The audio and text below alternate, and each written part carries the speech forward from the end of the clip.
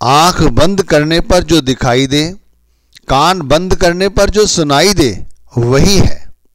अब वही है, क्या है वही? हम इसी पर चर्चा कर रहे हैं। संत महात्मा कहते हैं कि हमें अपने अंदर जाकर परमात्मा को देखने की जरूरत है, इसलिए आंख बंद करके बैठो। महात्मा कहते हैं कि कानों में उंगलियां डालो और सुनो कि तुम्हारे अंदर क्या सुनाई देता है। तुम्हें अपने अंदर परमात्मा के घर से आ रही आवाज को सुनने की जरूरत है, वो हमें सुनाई देता है। अब ये कितना सच है और कितना झूठ, इस पर चर्चा करना चाहोगे, या ये कि हमें क्या दिखाई देता है और क्या सुनाई देता है? तो मैं यही कहूंगा कि हम इसी पे चर्चा करते हैं कि हमें अपने अंदर दिखाई क्या देता है और सुनाई क्या देता है। हमारे साथ जो जुड़े हुए हैं, हमें उन्हीं चीजों को दिखाई पड़ता है और उन्हीं चीजों की हमारे कानों में आवाजें गूंजती हैं। इसे ऐसे समझो, एक महात्मा के पास एक काफी धनी शिष्य गया और अपनी परेशानी बताई। महात्मा ने कहा कि ठीक है, आसन लगाओ और बैठ जाओ, आंखें बंद करके देखो तुम्हारे अंदर क्या दिखाई देता है। वो काफी देर तक बैठा रहा। वो महात्मा के पास आया और बोला कि महाराज, मैंने देखा कि मेरे अंदर क्या दिखाई देता है। उन्होंने कहा, इसे मुझे मत बताओ, फिर दोबारा जाकर बैठो और इस बार कानों में उंगली डाल लो, फिर बताना कि तुम्हें क्या सुनाई पड़ता है। फिर थोड़ी देर बाद जब वो महात्मा के पास पहुंचा तो महात्मा ने पूछा, अब बताओ कि तुम्हें क्या दिखाई पड़ा और क्या सुनाई दिया। तो वो कहने लगा, मेरी मां जो अंत समय इस कदर बीमार हो गई थी कि उसका मानसिक संतुलन पूरी तरह से बिगड़ गया था। वो चीजों को फेंकती थी, अपने बालों को बिखेर लेती थी, अपने कपड़े फाड़ लेती थी।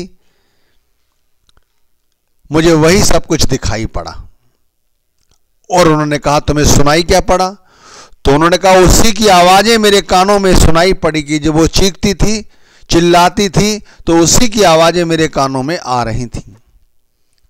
तो भाई, इसी तरह जो हमारे साथ घटित होता है वही सब हमें दिखाई पड़ता है और वही सब हमें सुनाई पड़ता है। इसे ऐसे समझ लो जैसे कोई व्यक्ति है जिसकी नौकरी जाने की तैयार है और वो देखना चाहे कि क्या दिख रहा है उसे अपने अंदर, तो वो यही देखेगा कि उसे अपना बॉस दिखाई दे रहा है, उसके अपने कलीग दिखाई दे रहे हैं। यदि किसी का बच्चा बीमार है तो वो अपने बीमार बच्चे को ही देखता है। कोई किसी से प्रेम करता है तो उसे अपनी प्रेमिका की शक्ल नजर आती है। किसी की पत्नी उससे लड़ती झगड़ती है तो उसकी पत्नी की शक्लें उसकी निगाह के सामने आ जाती हैं। कोई अपने माँ बाप से प्यार करता है तो माँ बाप की शक्ल याद आती है, संसार के कारोबार की याद आती है। और फिर ठीक इसी तरह जब वो कानों में उंगली डाल लेता है तो फिर इन्हीं लोगों की, इन्हीं पदार्थों की आवाजें फिर कानों में गूंजती हैं। दोनों कानों में उंगली डाल लो, आवाज गूंजेगी, तो वही आवाजें इनके कानों में गूंजती हैं। तो क्या दिखाई दिया? संसार दिखाई दिया। क्या सुनाई दिया? संसार सुनाई दिया। क्यों वो सब नहीं दिखाई दिया जो संत महात्मा दिखाई देना चाहते थे? क्यों नहीं वो सुनाई दिया जो संत हमें सुनाना चाहते थे? क्योंकि अभी तक हमारा उसके साथ मेल मिलाप नहीं है, केवल ख्याली बातें हैं और कुछ नहीं। संसार हमें दिखाई पड़ता है और संसार के साथ हम रहते हैं, और आंखें बंद कर लो तब भी हमें संसार ही दिखाई देता है। तो संसार सच हुआ ना? संसार करीब भी हुआ ना? कितना करीब? इतना करीब कि हमें वो आंख खुलते भी दिखाई देता है और आंखें बंद करने के बाद भी वही सब कुछ दिखाई पड़ता है और फिर वही सब कुछ सुनाई पड़ता है। अब संत महात्मा क्या कहते हैं? संत महात्मा कहते हैं, देखो यहां पर एक और आश्चर्य की बात है कि तुम्हें लगता है कि संसार तुम्हारे निकट है, लेकिन मैं कहता हूं उससे भी निकट है, उससे भी निकट है, निकट से भी निकट है परमात्मा जो हमारे अंग संग है। लेकिन कितना बड़ा दुर्भाग्य है कि हमें वो दिखाई नहीं पड़ता, हमें वो सुनाई नहीं पड़ता। इसीलिए संत महात्मा हमें अंधा कहते हैं, हमें बहरा कहते हैं। भाई संत महात्मा लिहाज नहीं करते, वो परमात्मा के भेजे हुए दूत हैं, वो सच ही बोलते हैं। उनके पास लाग लपेट की कोई बात है ही नहीं।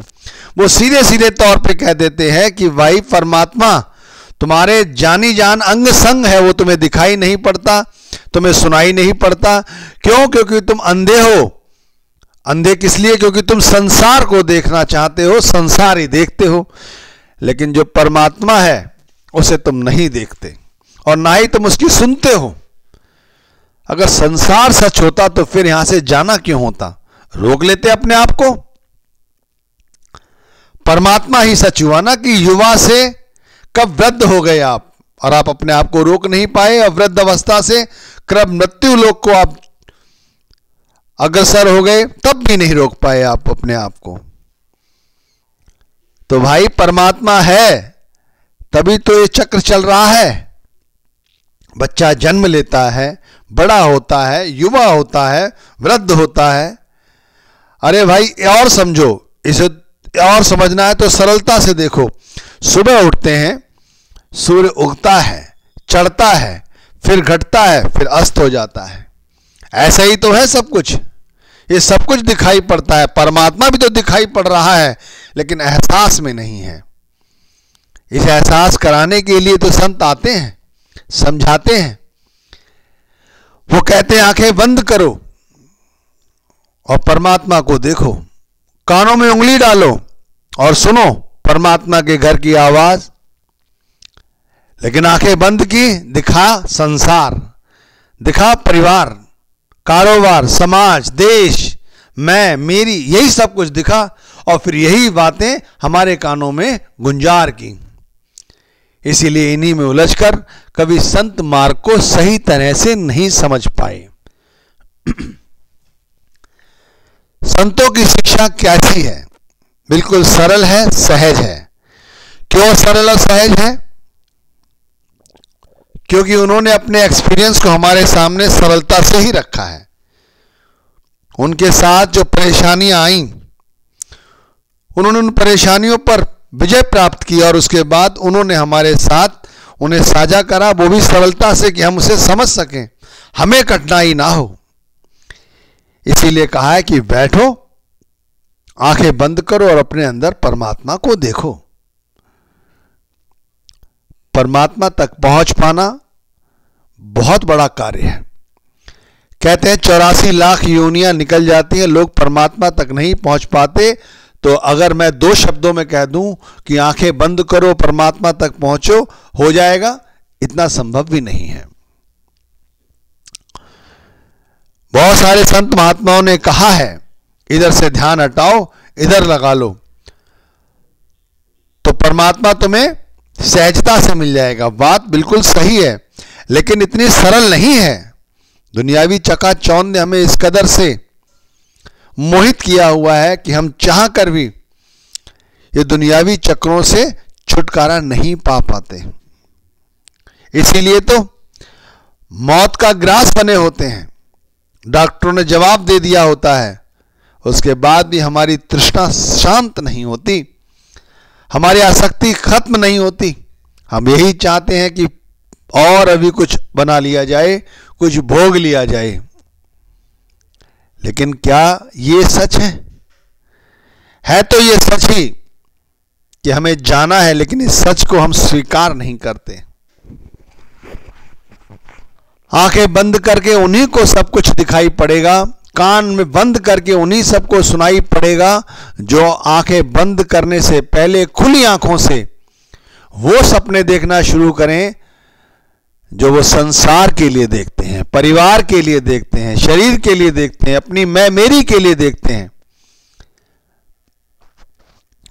24 घंटे में यदि आप 2 घंटे भी सिमरन नहीं कर सकते, आपका मन हमें सिमरन करने नहीं देता, तो अभी हम संसार में ही लिबड़े हुए हैं। परमात्मा के साथ जब व्यक्ति अपने आप को जोड़ता है तो उसे सबसे बड़ी परेशानी उसका मन ही देता है, बार बार उसे नीचे गिराने की कोशिश करता है। लेकिन जो बहादुर हैं, जो सूरमा है, जिनकी सच्ची लगन है, अपने सदगुरु के साथ जिन्होंने पक्का कॉल भरा है, वो डटे रहते हैं। गिरने के बाद फिर उठ खड़े होते हैं, फिर लड़ते हैं, फिर गिर जाते हैं, फिर उठते हैं, फिर गिर जाते हैं। दिन में हजारों बार दफा नीचे गिरते हैं और हजारों बार फिर खड़े होके उसे लड़ने की तैयारी करते हैं, लड़ते रहते हैं। जब तक लड़ते रहते हैं, जब तक उनका ध्यान टिकना लग जाए। जब तक टिकने लग जाता है, तभी ऑटोमेटिक ये विकार सब अपने आप दूर हो जाते हैं। आपने देखा है ना कि जब किसी में शक्ति आती है, चलचित्रों में आपने देखा होगा, तो फिर एकदम से ही उसके शरीर से तरंगे निकलने लगती हैं। इसी तरह हमारे अंदर से भी जब ध्यान पकना शुरू हो जाता है, तो ये विषय विकार अपने आप ही हमसे स्वतः दूर भाग जाते हैं। फिर आंखें बंद करो और बैठ जाओ, आंखें बंद करो और बैठ जाओ। फिर हमें वही दिखाई देगा जो सतगुरु हमें दिखाना चाहते थे। सतगुरु का स्वरूप नजर आता है।